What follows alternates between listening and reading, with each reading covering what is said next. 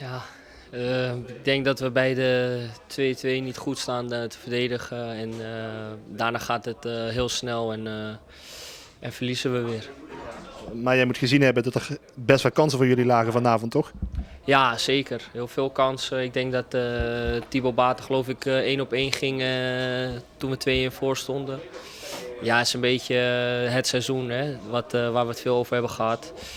En ja, ik denk dat iedereen graag wil winnen. Je hebt natuurlijk ook voor jezelf een bepaald eergevoel. En ja, dan wil je hier gewoon winnen en ja, is weer niet gelukt.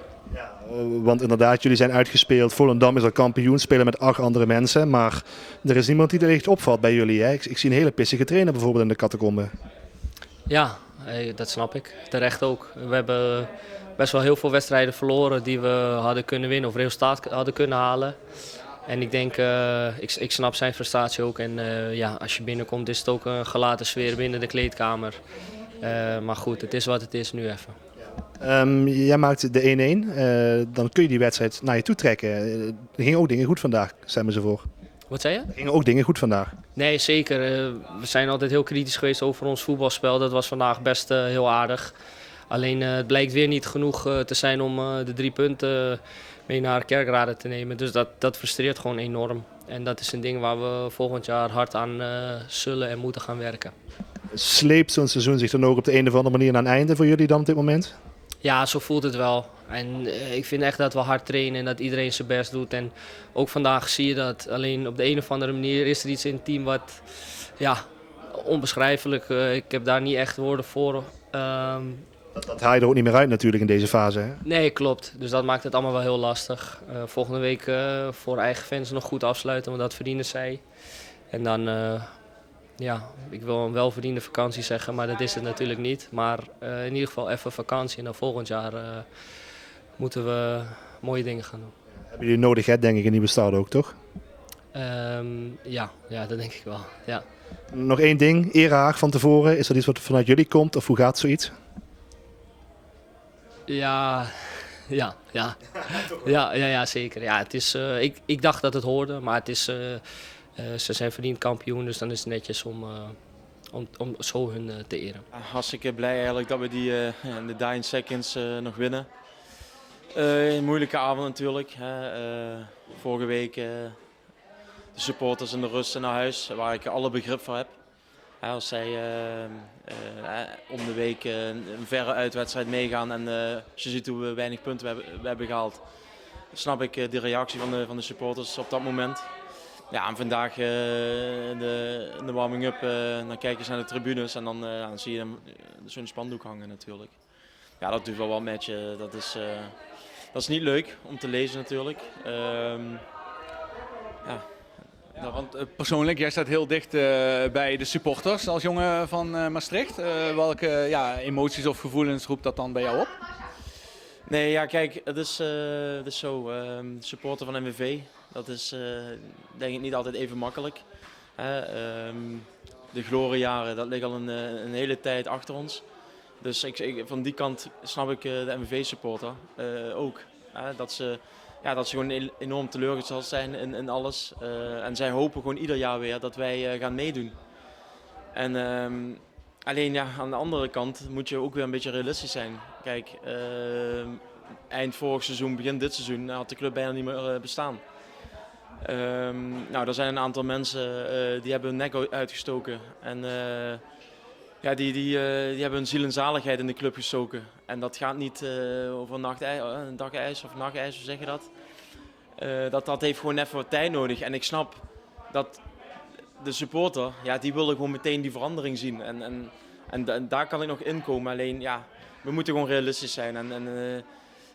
Het zal stap voor stap zal het beter gaan met de club en met ons als team ook. En ja, dit seizoen is er één ook voor mij om snel te vergeten. In die zin vaak toch voor de play-offs gespeeld. Ja, dit seizoen hebben we een aantal keren dat laten liggen om echt aan te haken bij de plekken die erom gaan.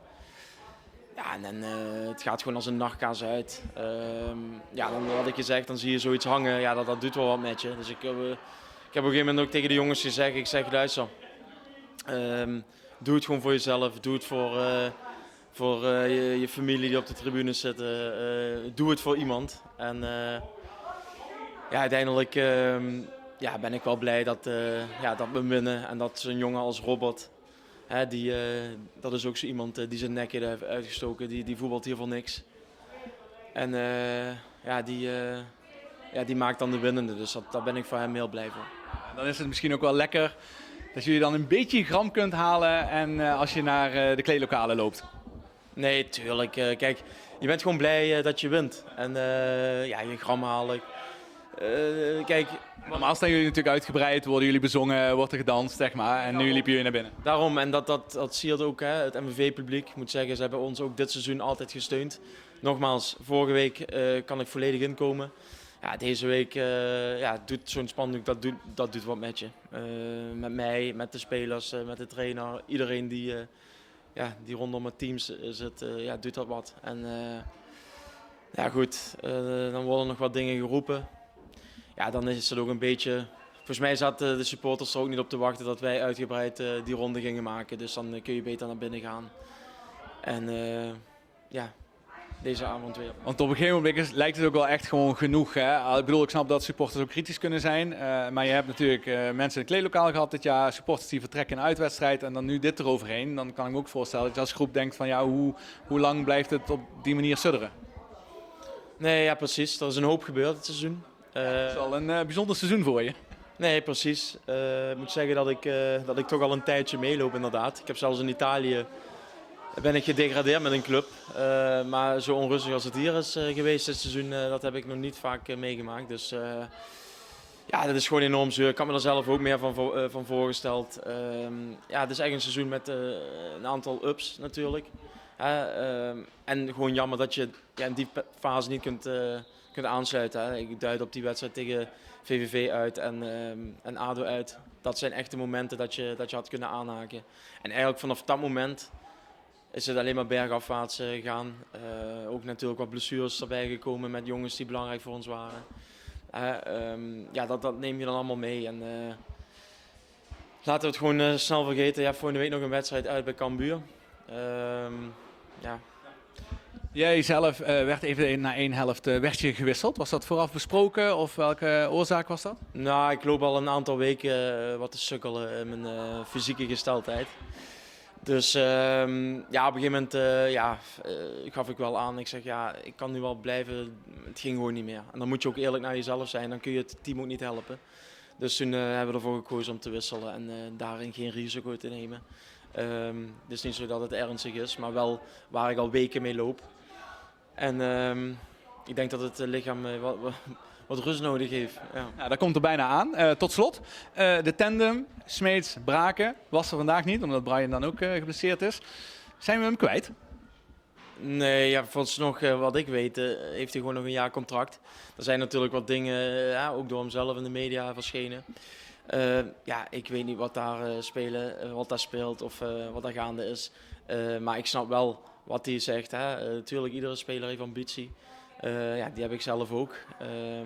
Maar ja, de club heeft ook ambitie. Dus ik hoop dat we volgend seizoen iedereen binnen boord kunnen houden. En dat met zo'n sterk mogelijk elftal daar dan hopelijk eindelijk een mooi seizoen van kunnen maken. En dat we daarin misschien wat stapjes kunnen maken. Voor Maastricht natuurlijk een iconisch duo, Smeets-Braken. Braken, die kunnen we volgend jaar gewoon hier in de Geusveld weer bewonderen? Ja, in principe heb ik gewoon nog een jaar contract. Dus ik denk het wel. Ja.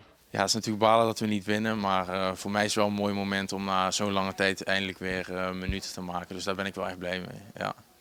De afgelopen weken zat je er steeds tegenaan om wat minuten te gaan maken, maar veel gespeeld bij onder 21.